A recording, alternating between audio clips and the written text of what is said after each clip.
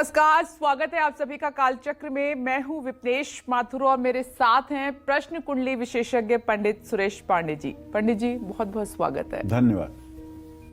कौन सा पत्ता मुनाफा बढ़ाएगा, कौन सा पत्ता तरक्की दिलाएगा, कौन सा पत्ता सेहतमंद बनाएगा, कौन सा पत्ता किस्मत चमकाएगा, जानिए चमत्कारी पत्ते के चमत्कारी उपाय सिर्फ कालचक्र में।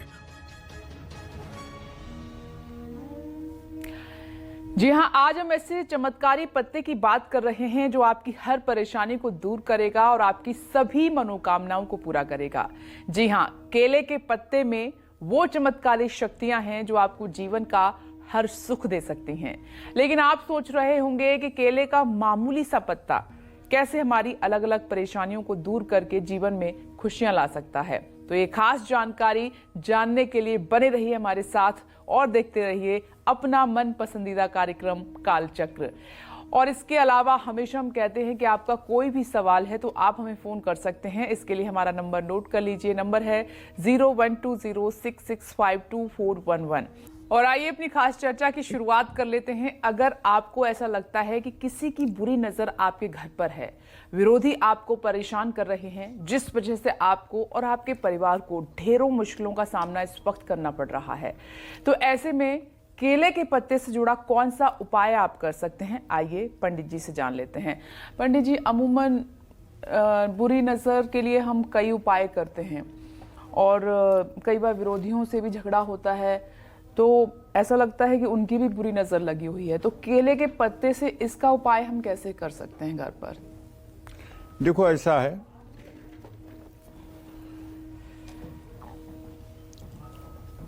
कुछ लोगों की जन्म कुंडली में ऐसा योग होता है कि वो किसी का बुरा करें या ना करें, लेकिन उनका विरोध करने वाले, उनकी बुराई करने वालों की कमी नहीं होती है। मतलब जिससे कभी नमस्ते भी नहीं किए होंगे, जिसके बारे में कभी चर्चा भी नहीं किए होंगे, वो भी विरोध करता है। तब आदमी बड़ा हतप्रभ हो जाता है कि आखिर क्या है ऐसा, न मैं इस आदमी को जानता हूं, न इससे कभी मेरी बातचीत हुई, न कभी मेरा नमस्ते बंदगी हुई, तो फिर ये आदमी क्यों मेरा विरोध कर रहा है? ये योग बनता है ज्योतिष में तब जब किसी की कुंडली में बृहस्पति और शुक्र तीसरे भाव में स्थित होते हैं। तब बृहस्पति हर जगह तो ठीक फल कर देता है, लेकिन तृतीय भाव में जब बृहस्पति रहेगा तब उस समय निश्चित रूप से मिथुन राशि के बृहस्पति के अलावा अगर किसी राशि में बैठा हुआ बृहस्पति होगा या मीन राशि को छोड़कर किसी राशि में बैठा हुआ शुक्र होगा, तो ऐसे लोगों को निश्चित रूप से अज्ञात और अज्ञात दोनों प्रकार के विरोधियों का सामना करना पड़ेगा। चाहे आप नौकरी कर रहे हों, चाहे आप व्यवसाय कर रहे हों। अगर आप नौकरी कर रहे हैं तो वहां आपके खिलाफ पॉलिटिक्स होगी।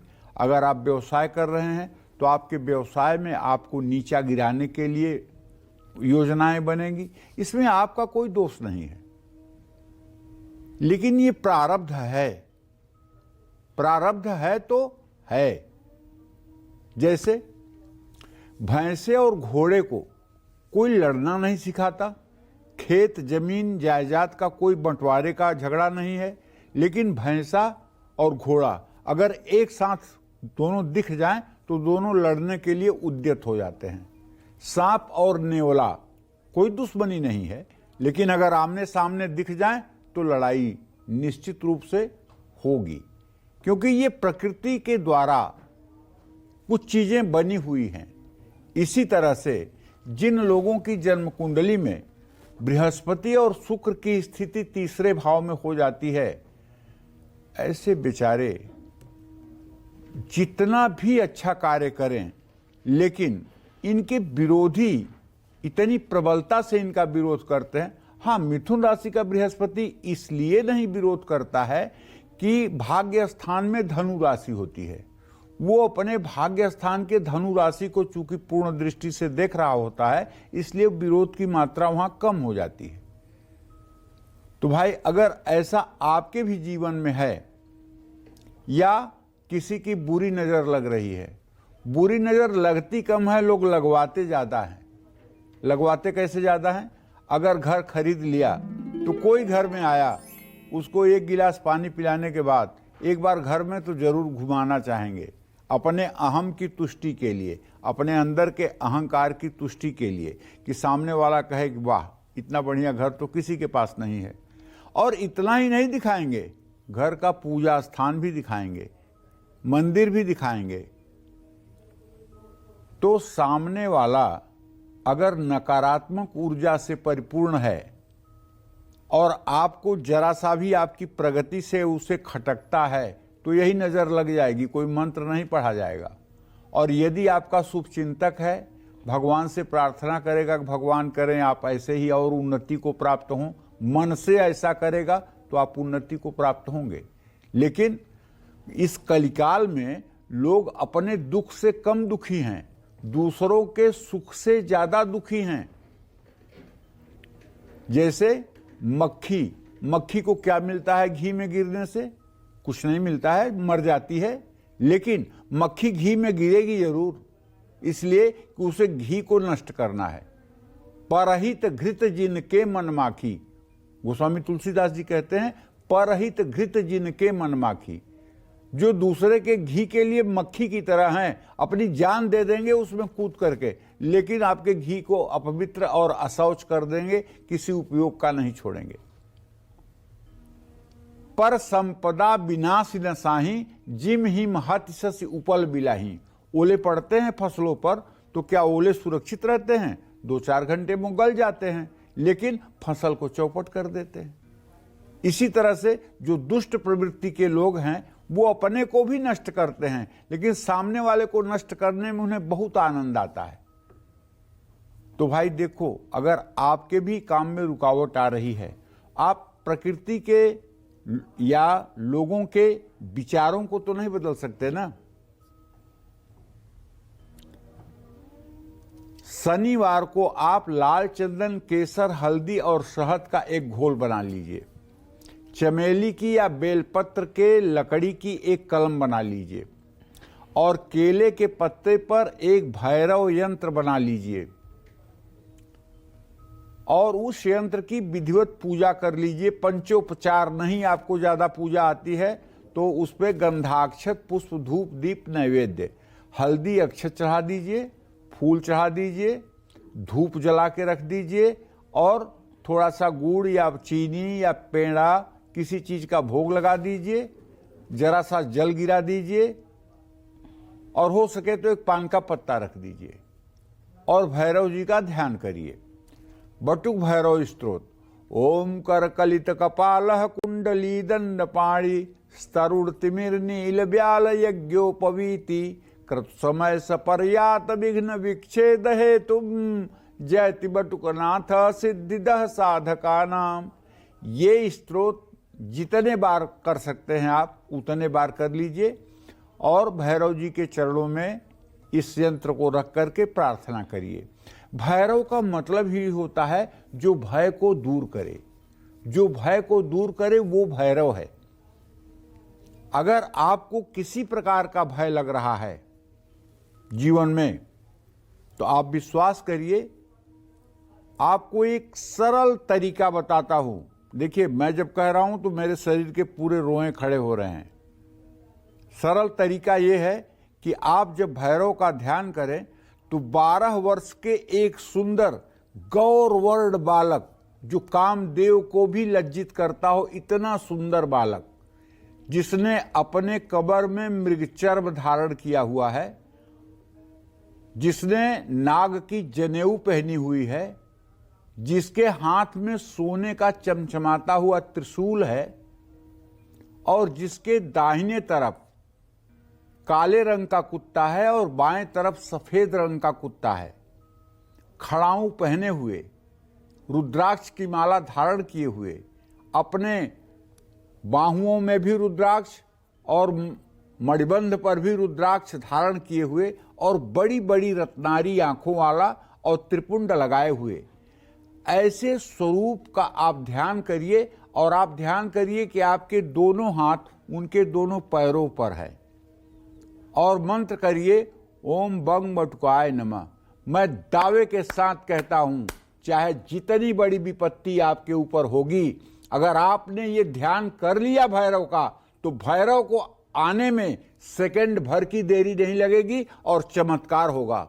चाहे हॉस्पिटल में आपका पेशेंट वेंटिलेटर पर हो और चाहे घर में आपके सामने कोई एकाएक विपत्ति आ जाए, अगर आप भैरव का इस रूप में ध्यान करते हैं तो चमत्कार होने में उतना ही समय लगेगा जितने देर में आपका ध्यान बनेगा। बस ध्यान बनने की बात है। आपने आवाहन नहीं किया कि भैरव अपना स्थान छोड़कर और आपके स्थान पर आ जाएंगे। और ये भैरव यंत्र अपने पूजा स्थान में ला करके पूर्व दिशा में स्थापित कर दीजिए और हो सके तो इसकी कम से कम 7 दिन तक पूजा करिए। जय मां विंध्यवासिनी। तो केले के पत्ते में इतने चमत्कार होते हैं, आज पंडित जी से हम सुन रहे हैं, इसलिए हमने कहा कि आज का हमारा कालचक्र आप बहुत ध्यान से देखिएगा। कैसे कोई परेशानी है या किसी की बुरी नजर है, कोई दोष है, तो केले के पत्ते से उपाय करके आप कैसे इन सब से बच सकते हैं, ये पंडित जी आपको बता रहे हैं। चलिए आगे बढ़ते हैं। अगर आपको मन चाहा जीवन साथी पाने में मुश्किलें आ रही हैं, साथ ही शादी तो हो गई है मगर बेवजह के झगड़े लगातार रिश्ते में आपके बढ़ते जा रहे हैं, तो केले के पत्ते से जुड़ा कौन सा वो खास उपाय है जो आप कर सकते हैं, आइए पंडित जी से जान लेते हैं। पंडित जी, ये बहुत आप देखते हैं कि ज्यादातर कॉल्स आती हैं तो इसमें ये सवाल उठता ही है। एक तो मनचाहा साथी नहीं मिल रहा है, दूसरा शादी हो गई है तो छोटे मोटे झगड़े हैं वो बड़े हो जाते हैं जिससे रिश्ता डिस्टर्ब हो रहा है, तो केले के पत्ते से क्या उपाय कर सकते हैं? देखो बेटा, अक्सर शादी में विलंब का जो कारण होता है, ज्योतिषीय कारण जानो। अगर किसी की कुंडली में बृहस्पति सप्तम भाव में बैठा हुआ है, शनि लग्न में है, राहु केतु या मंगल का संबंध सप्तम भाव से हो रहा है, या जन्म कुंडली में शुक्र अस्त है, तो ऐसे लोगों के विवाह में विलंब नहीं, महाविलंब होता है। मतलब ऐसे लोगों का विवाह 40-40 वर्ष की उम्र तक नहीं होता है। और ये रुकावट कोई छोटी मोटी रुकावट नहीं होती है, परिवारी जन परेशान हो जाते हैं। ऐसे में अगर बृहस्पति और राहु की स्थिति सप्तम भाव में हो जाए या लग्न में बृहस्पति और राहु की स्थिति हो जाए तो ये पितर दोष बन जाता है, और पितर दोष के कारण भी विवाह में देरी होती है, घर में मांगलिक कार्य नहीं होते हैं।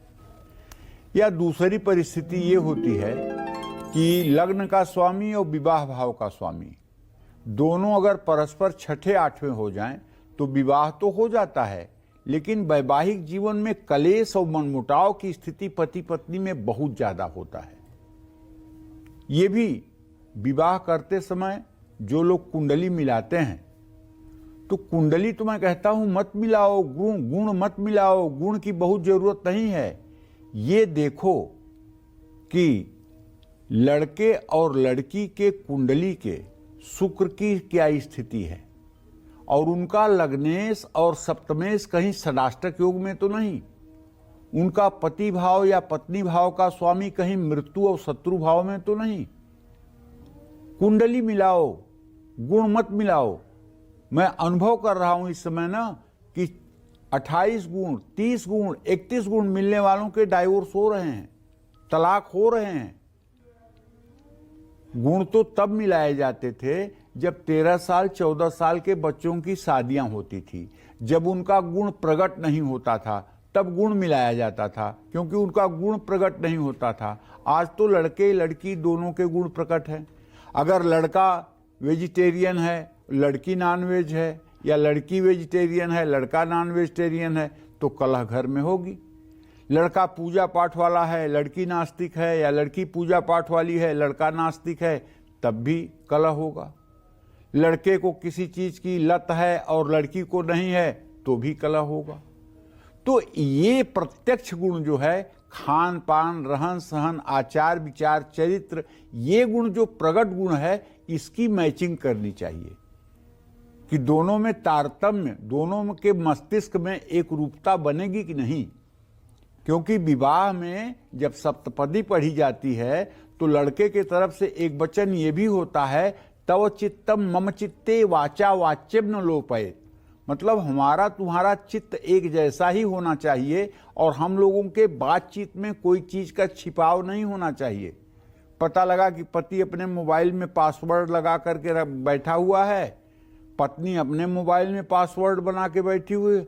अरे आप लोगों में छिपा क्या है कि आप लोग एक दूसरे के लिए पासवर्ड लगा के बैठे हो? आप लोगों के जीवन का तो सब कुछ पारदर्शी होना चाहिए, कुछ एक दूसरे से छिपा ही नहीं होना चाहिए। तो अगर पारिवारिक जीवन में कलेश है तो एक उपाय आप करके देखिए, लाल चंदन घिस करके केसर के साथ हल्दी और शहद का घोल बना करके मंगलवार को केले के पत्ते पर आपको एक विष्णु यंत्र बनाना चाहिए। और एक मंत्र है, ओम नारायणाय विद्महे वासुदेवाय धीमहि तन्नो विष्णु प्रचोदयात्। इस मंत्र का कम से कम 108 बार आपको पाठ करना चाहिए। भगवान विष्णु के चरणों में केले के पत्ते पर बना विष्णु यंत्र रखना चाहिए। केले के पत्ते पर बने विष्णु यंत्र को घर में उत्तर दिशा में स्थापित करना चाहिए और उसकी पूजा करनी चाहिए।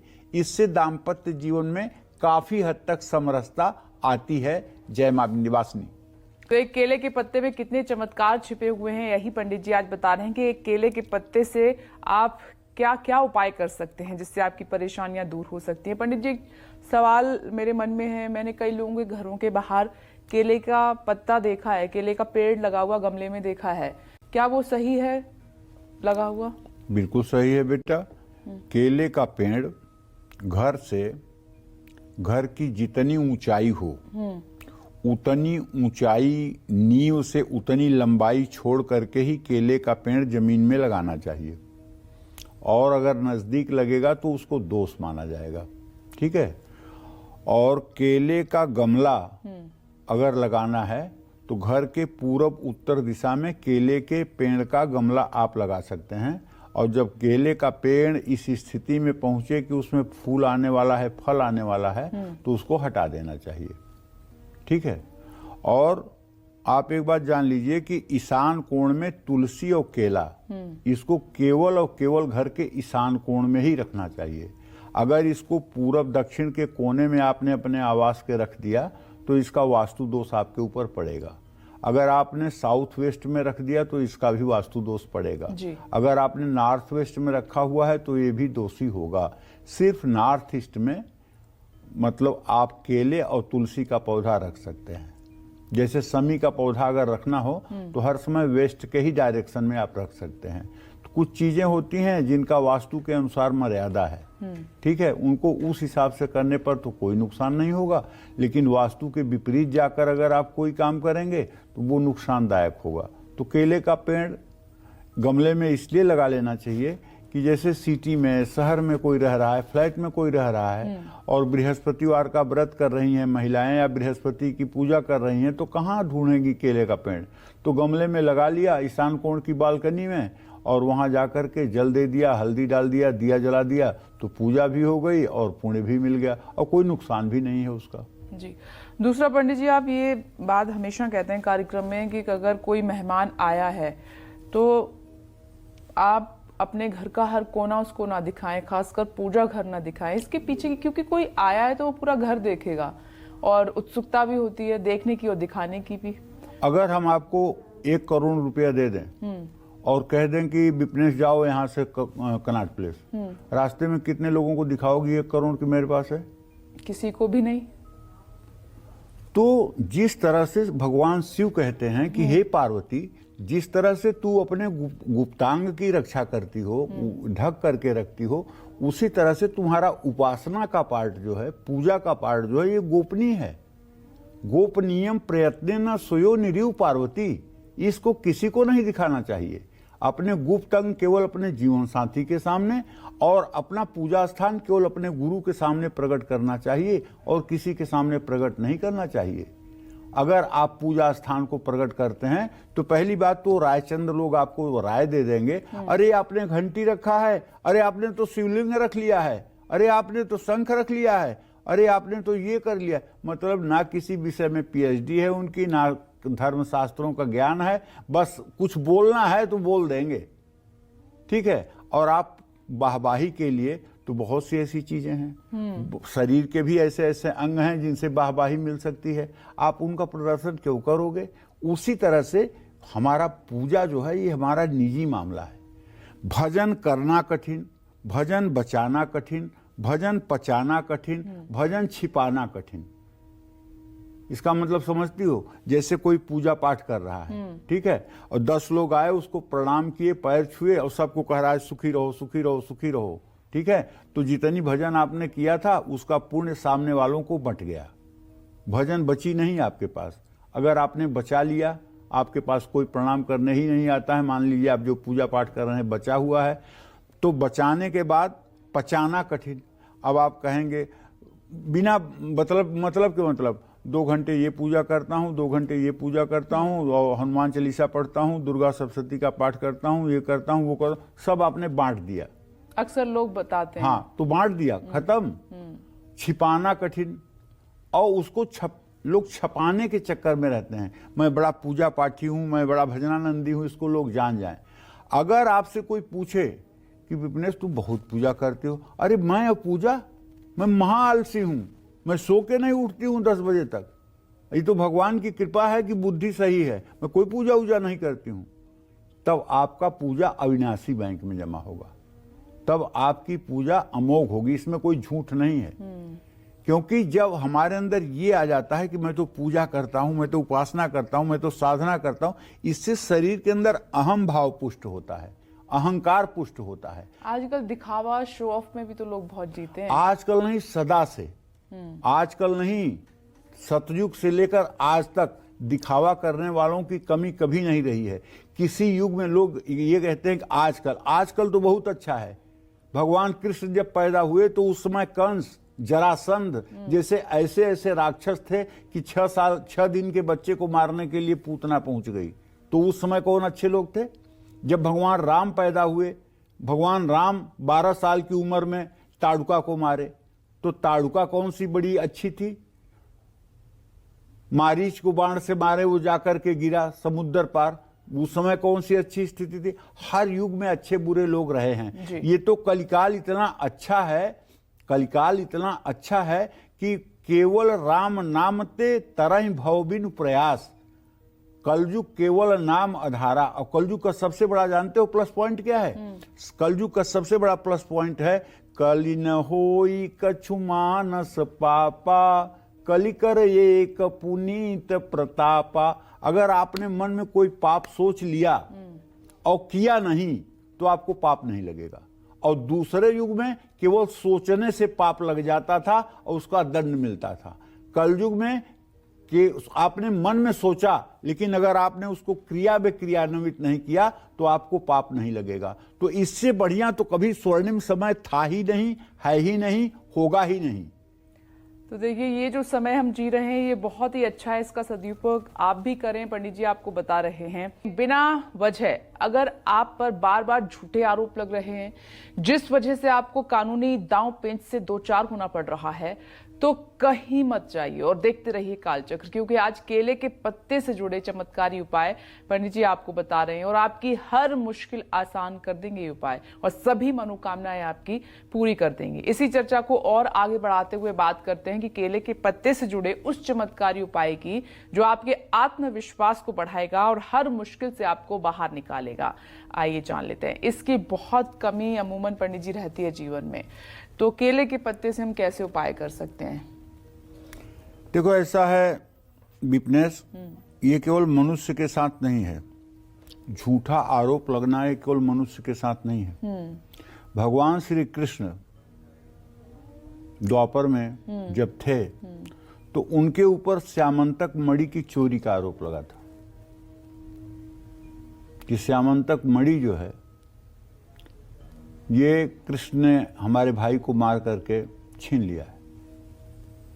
और उसको प्रूफ करने के लिए वो जंगल में जा करके जहां श्यामंतक मणि को धारण करने वाले की डेड बॉडी मिली थी, वहां जाकर उन्होंने देखा एक सिंह का पंजा दिखाई दिया और उस आधार पर सिंह के गुफा तक गए। फिर वहां मतलब एक भालू का चिन्ह दिखाई पड़ा, तो अंदर गए और बाहर द्वारका वासियों से कहे कि कुछ दिन आप लोग हमारा इंतजार करिए। अंदर गए तो वहां जामवंत मिल गए और जामवंत से लड़ाई हुई, क्योंकि सिंह से जो है जामवंत ने छीन लिया था श्यामंतक मणि, और जामवंत जी से बहुत लड़ाई हुई। जब जामवंत जी से बहुत लड़ाई हुई तो जामवंत ने कहा कि ऐसा पराक्रम जो मुझसे युद्ध इतना कर सके वो प्रभु श्री राम के अलावा और किसी में इस धरती में नहीं है। कहीं आप प्रभु श्री राम के अवतार तो नहीं? तो जामवंत जी को पता चल गया कि हाँ, ये मेरे प्रभु श्री राम ही हैं जो कृष्ण रूप में आए। तत्काल वो शरणागत हो गए और अपनी बेटी जामवंती को आग्रह पूर्वक भगवान कृष्ण के साथ उन्होंने विदा कर दिया। तो जामवंती भी भगवान कृष्ण की 8 पटरानियों में एक पटरानी है, और वहां से श्यामंतक मणि ला करके जी प्रभु ने उसे मतलब कि जो है सत्यभामा के पिता को जो है देना चाहा कि देखिए आपकी मणि यहाँ थी, ऐसे थी। तो अगर भगवान कृष्ण के ऊपर आरोप लग सकता है तो मनुष्य के ऊपर आरोप क्यों नहीं लग सकता है?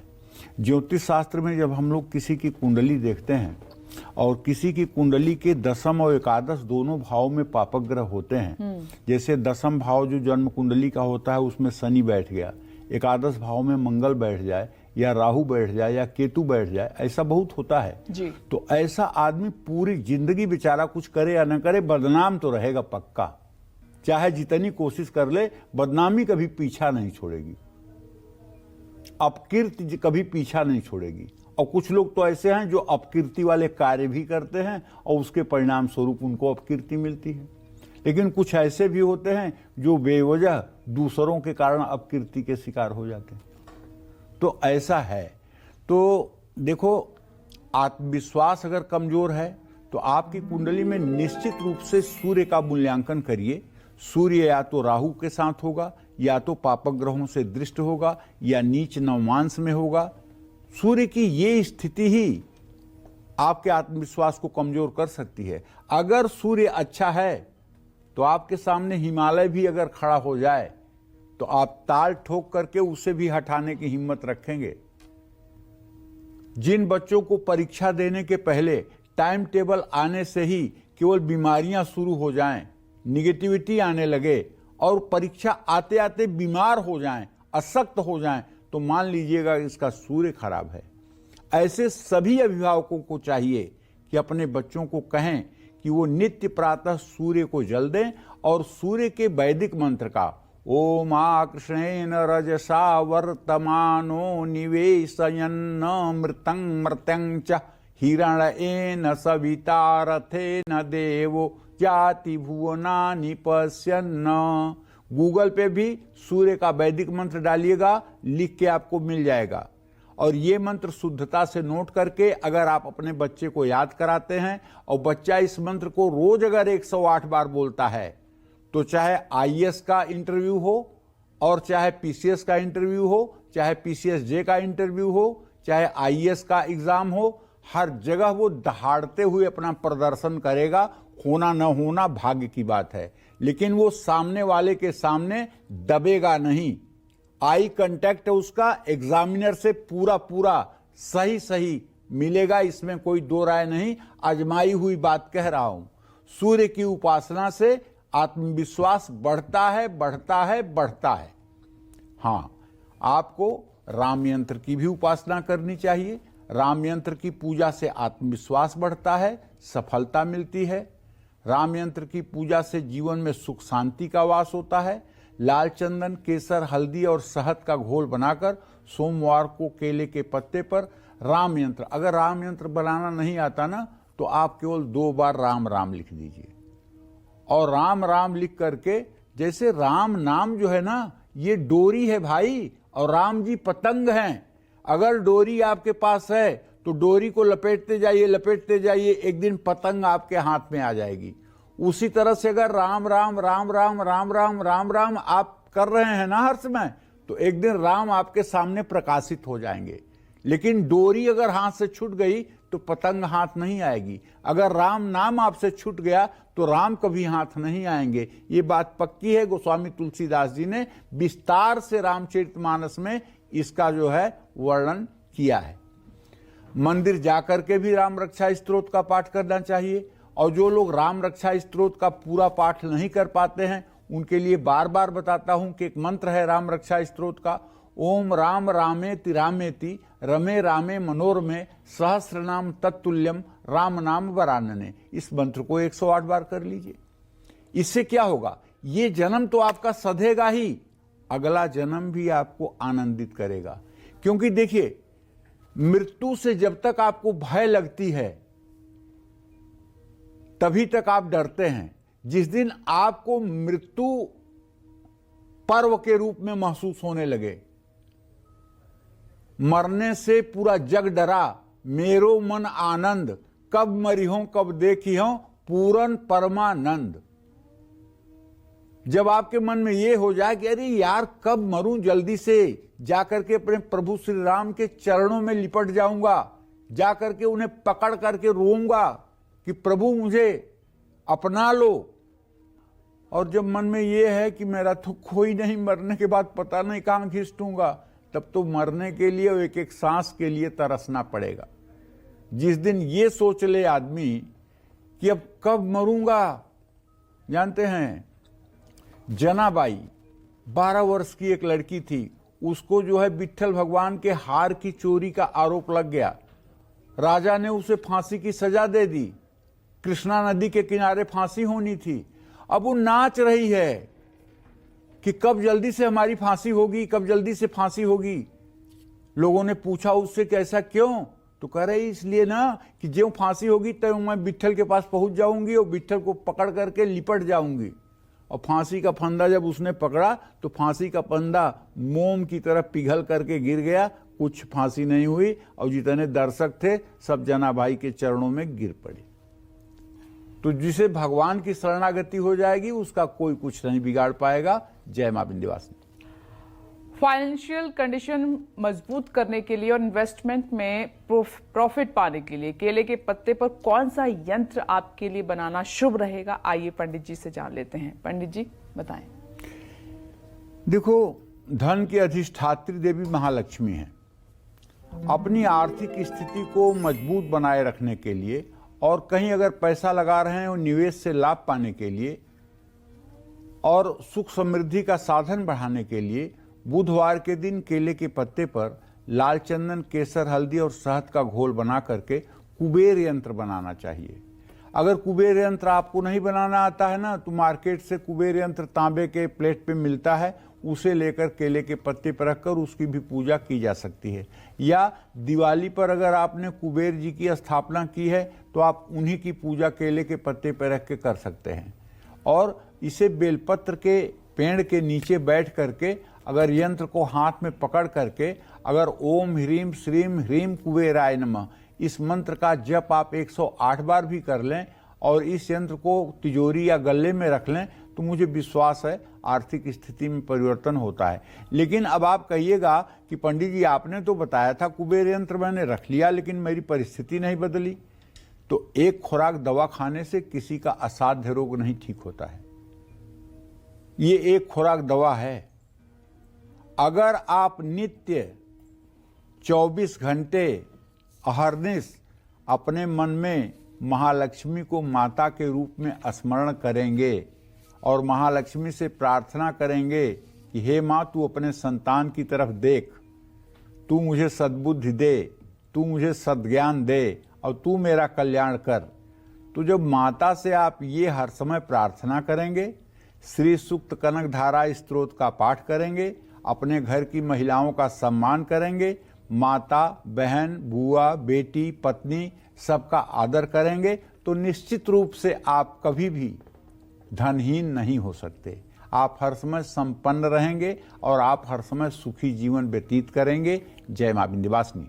आइए, कानूनी मामलों में बुरी तरह से फंसे हैं या जो लोग कर्ज के बोझ से दबे हुए हैं, ऐसे लोगों को केले के पत्ते पर कौन सा यंत्र बनाना चाहिए? आइए पंडित जी से जान लेते हैं। पंडित जी बताएं। देखिए, एक बात बताना चाहूंगा कि ये कोई बात नहीं हुई कि हम जा करके अपने सर में मतलब कि पत्थर मार लें और उसके बाद मतलब कि मंत्र पढ़ करके उसका घाव ठीक करें। मैंने जो जीवन में अनुभव में देखा है उसमें 90% लोग अपने परेशानी का कारण स्वयं हैं। ऐसे ऐसे महत्वाकांक्षी निर्णय ले लेते हैं, ऐसे ऐसे अजब गजब निर्णय ले लेते हैं जिससे अच्छी खासी चलती हुई जिंदगी बर्बाद हो जाती है। तो इसलिए अगर आप कोई निर्णय ले रहे हैं, पहली बात तो उसमें परिवार की सहमति होनी चाहिए, और दूसरी बात आप वही काम करिए, अगर आपके जेब में 10 रुपए हैं तो 8 रुपए का ही काम करिए। कुछ लोगों को शॉपिंग की बीमारी है, क्रेडिट कार्ड यूज करने की बीमारी है।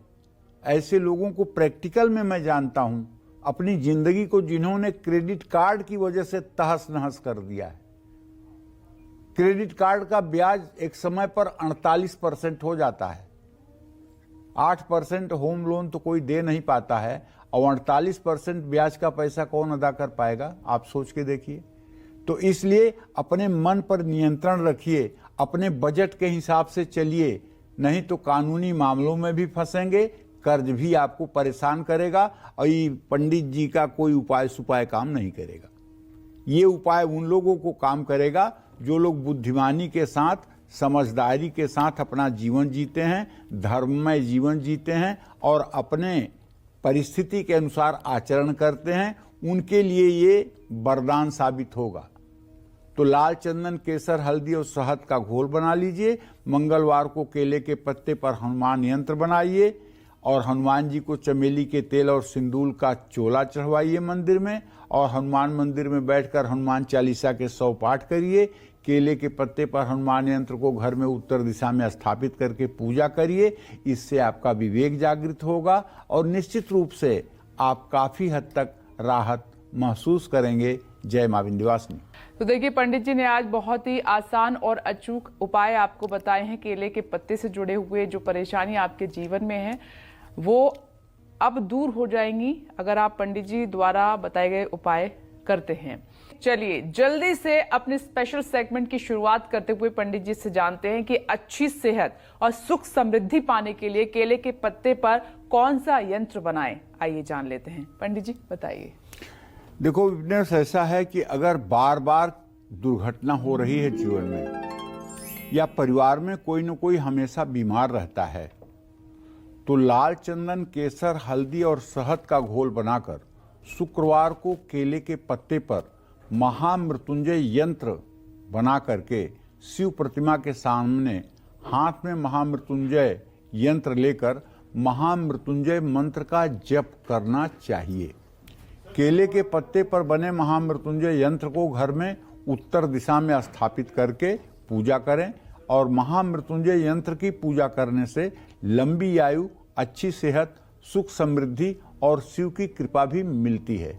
अच्छा, जिन लोगों को नहीं बनाना आता है श्री यंत्र, महामृत्युंजय यंत्र, तो उनसे मैं आग्रह करूंगा, मार्केट में महामृत्युंजय यंत्र तांबे की प्लेट पे बना हुआ मिलता है, इसको आप खरीद लीजिए, 10-20 रुपए में मिलेगा। और केले के पत्ते को धो पोंछ करके, आधा केले का पत्ता काट करके और उसी पर वो यंत्र स्थापित करके और उसकी पूजा कर लीजिए, और उस पर यंत्र रखा हुआ हो और शिवलिंग के सामने रख करके आप महामृत्युंजय मंत्र का जप कर लीजिए। ओम त्र्यंबकम यजामहे सुगंधिम पुष्टिवर्धनम उर्वारुकमिव बंधनान् मृत्योर्मोक्षीयमामृतात्। इस तरह से आप 1 माला, 11 माला, जितना ज्यादा से ज्यादा जप कर सकते हैं उतना आपके कल्याण के लिए सहायक होगा। जय मां विंध्यवासिनी। तो आज पंडित जी ने केले के पत्ते से जुड़े हुए जो महा उपाय थे वो आपको बताए। इससे पहले आपने नहीं सोचा होगा कि एक केले के पत्ते में इतने चमत्कार छिपे हो सकते हैं। पंडित जी, इसके लिए आपका बहुत बहुत धन्यवाद। और इसी के साथ उम्मीद करते हैं कि आज का हमारा विषय आपको बहुत पसंद आया होगा। कल फिर एक नए विषय और आपकी परेशानियों को दूर करने के लिए ढेरों उपाय लेकर आएंगे हम पंडित सुरेश पांडे जी के साथ। तब तक के लिए कालचक्र की टीम को दीजिए इजाजत। नमस्कार।